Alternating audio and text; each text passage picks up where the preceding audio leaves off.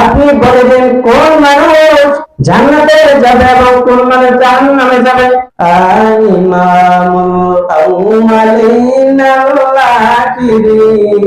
একজন বলে আমার মা অসুস্থ, একজন নানা অজুহাত দেখানো শুরু করছে।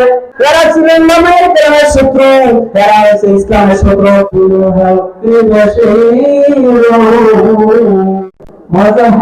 আমাদের সম্পর্কে এখন কোরআনুল কারীম থেকে আলোচনা পেশ করবেন হাফেজ মোহাম্মদ নাঈমুল ইসলাম শরীফ।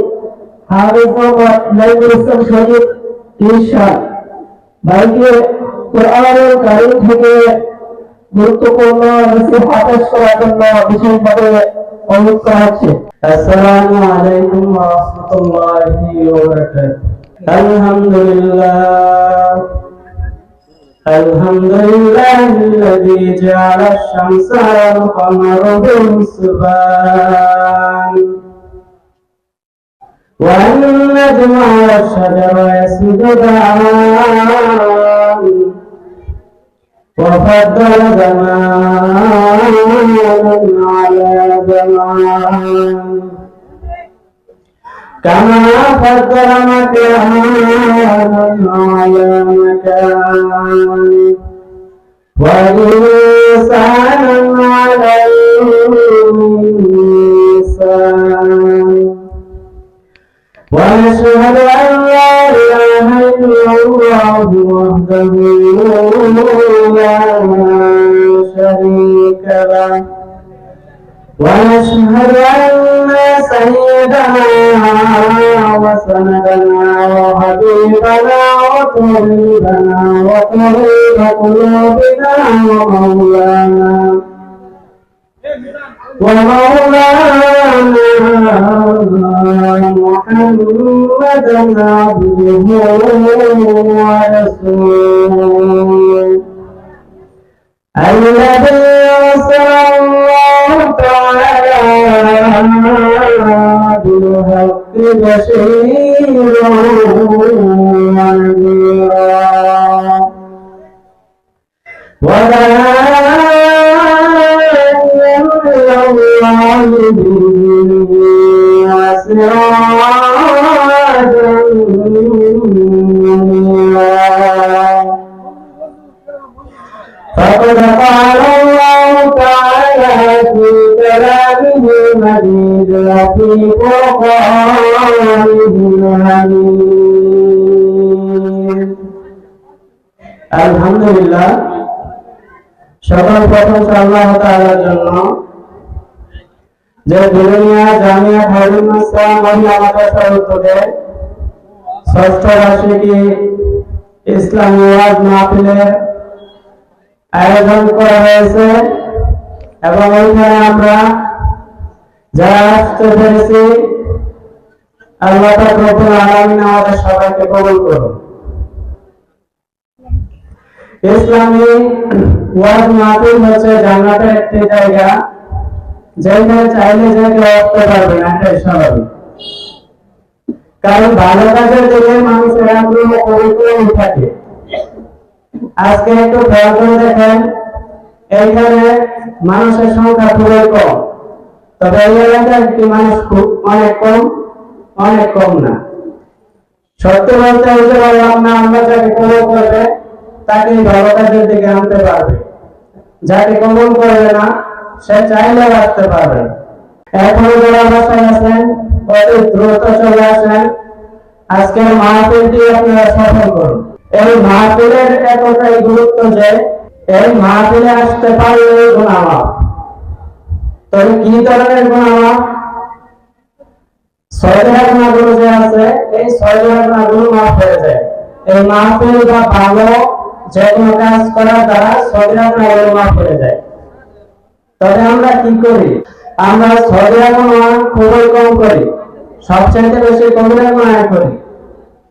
আর তারপর এই মাহফিলে আসার পর যখন আমরা দোয়া শেষে আল্লাহর দরবারে দুইটি চোখের পানি ফেলাইয়া দোয়া করতে পারবো, যখন তওবা করে আমরা দোয়া করব, এই দোয়ার ওসিলাতে আল্লাহ পাক রব্বুল আলামিন আমাদের জীবনের কবিরা গুনাহগুলো মাফ করে দিতে পারেন।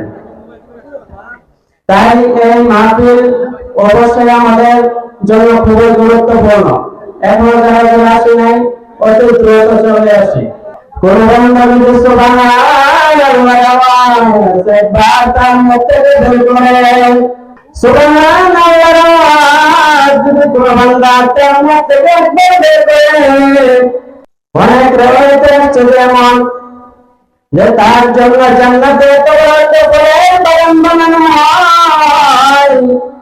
দ্রুতগামী যদি একটা 500 বছর দৌড়ায় ওই গাছে এক ডাল থেকে আরেক ডাল পর্যন্ত দিয়া শেষ করতে পারবে না। তাই এই মাহফিলটা আমাদের জন্য অবশ্যই খুবই গুরুত্বপূর্ণ। হযরত আবু হুরায়রা রাদিয়াল্লাহু তাআলা বলেন কুল্লু উম্মতি ইয়াদখুলুনাল জান্নাতা ইল্লা মান আবা قيل من أبى يا رسول الله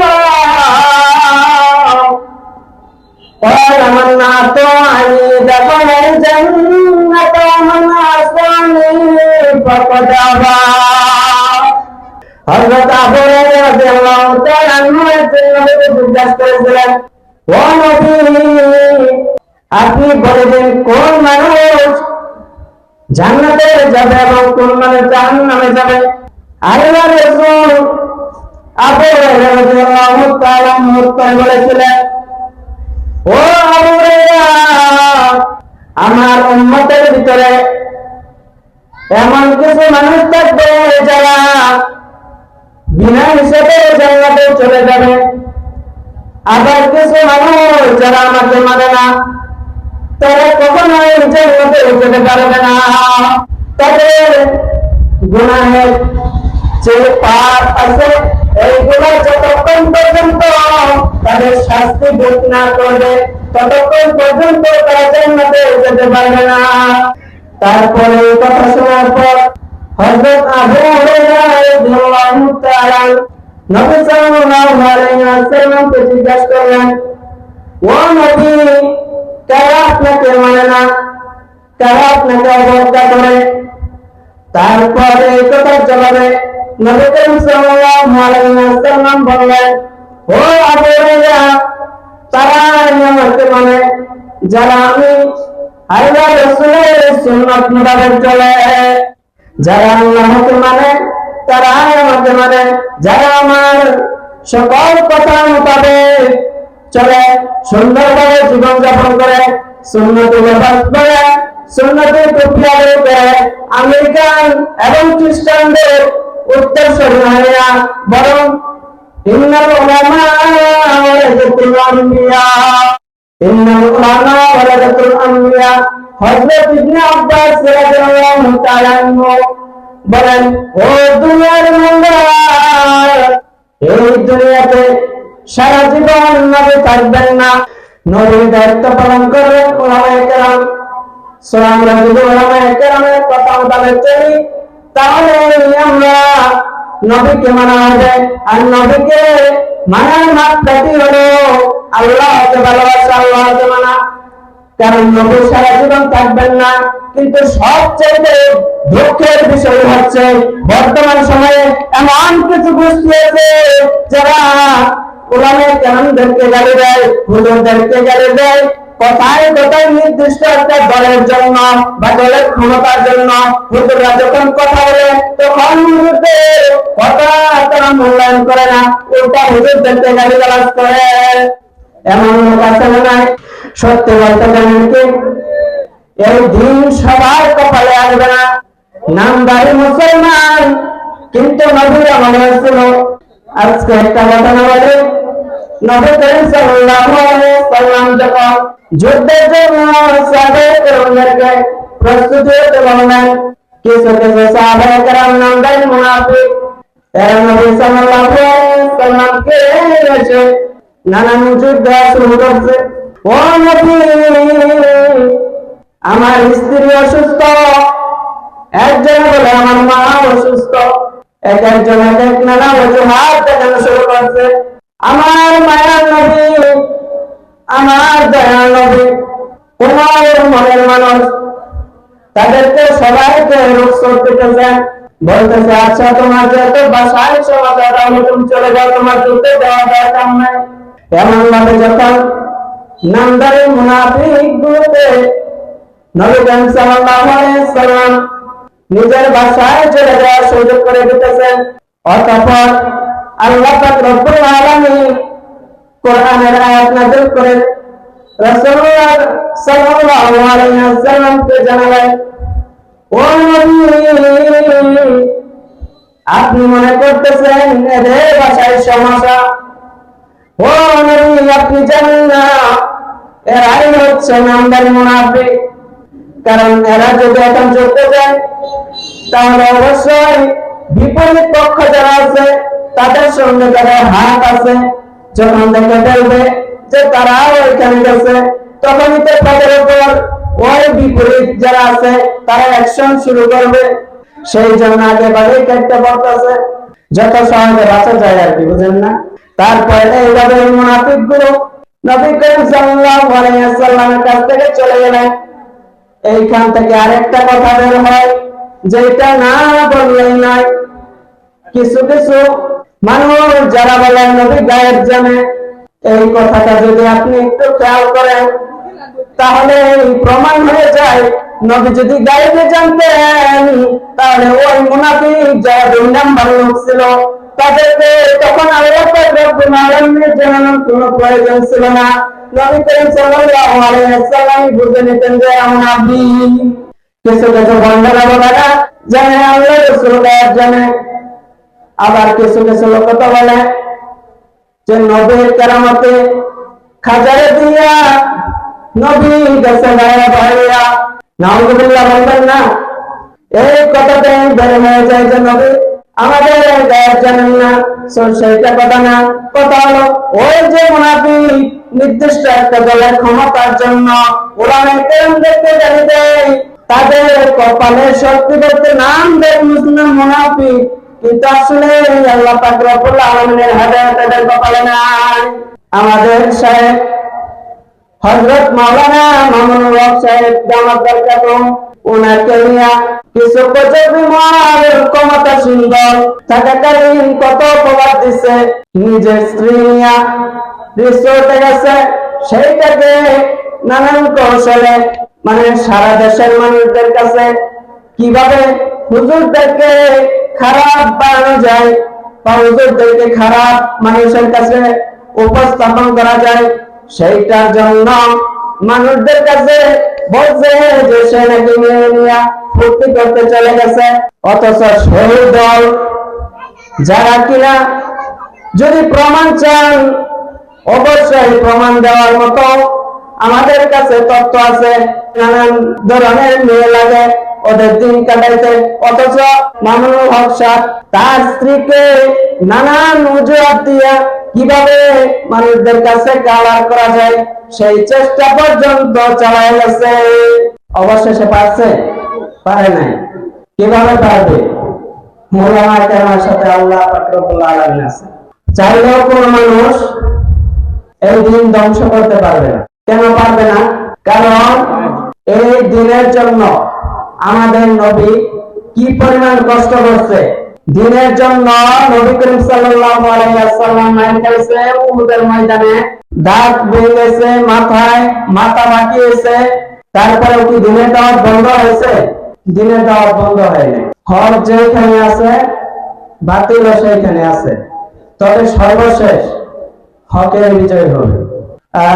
ইমামুল আউয়ালিনাল আখিরিন পরে সদকা রহমাতাল লিল আলামিন, শুধু হুজুদাস রহমাতাল লিল আলামিন, মসজিদে উশুদ হামারো এ জমিন, ইয়া ইলাহি তু মেরা মাবুদ है, या इलाही तू मेरा माशूक है। আল্লাহ পাক রব্বুল আলামিন যার সাথে আছে তার কোনো ভয় নাই। হয়তোবা সাময়িকের জন্য ওলামায়ে কেরামদেরকে হয়রানি করতে পারছে, কষ্ট দিতে পারছে।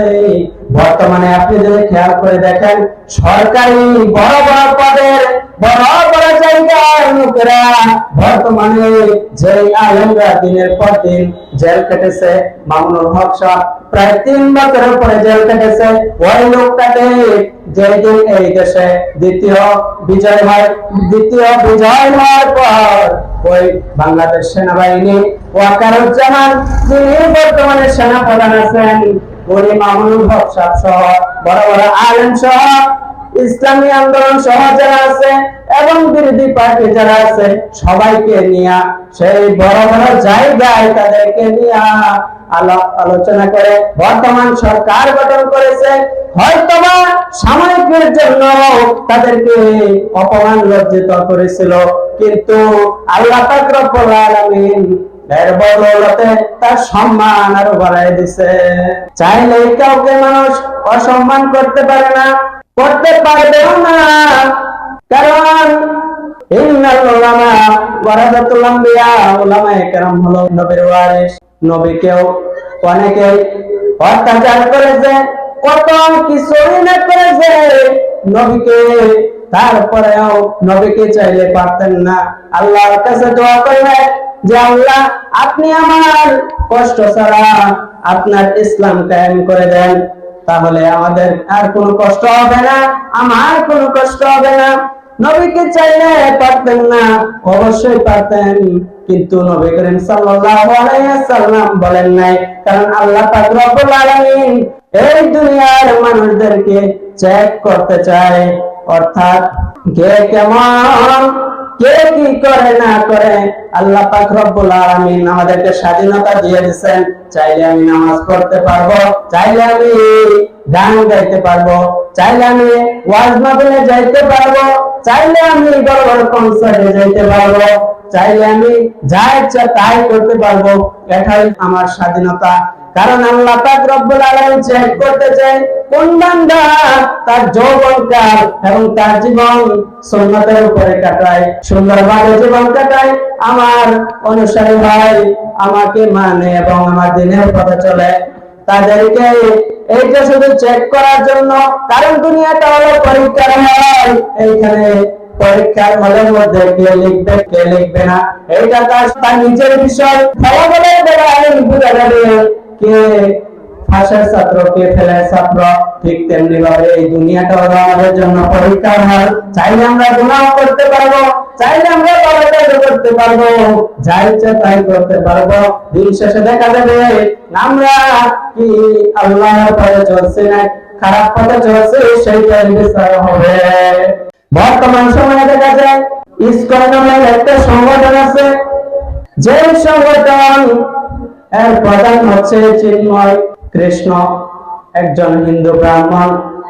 সে বাংলাদেশে বসে, বাংলাদেশে থেকে ক্ষমতাচ্যুত কিছু মানুষ নিজের ক্ষমতা পাওয়ার জন্য বাংলাদেশকে নিয়ে কুচক্রি করে, বাংলাদেশ কিভাবে ক্ষতিগ্রস্ত করা যায়।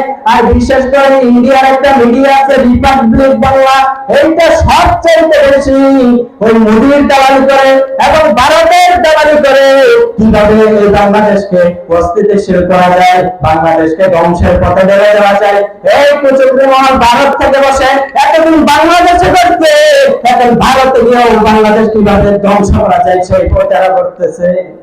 দেশের কিভাবে ভালো লোক হয় বা দেশকে কিভাবে ভালোবাসে, এদেরকে মানুষ যেখানে ভালোবাসে না সেখানে এরা বলে মানুষ আমাদেরকে ভালোবাসে।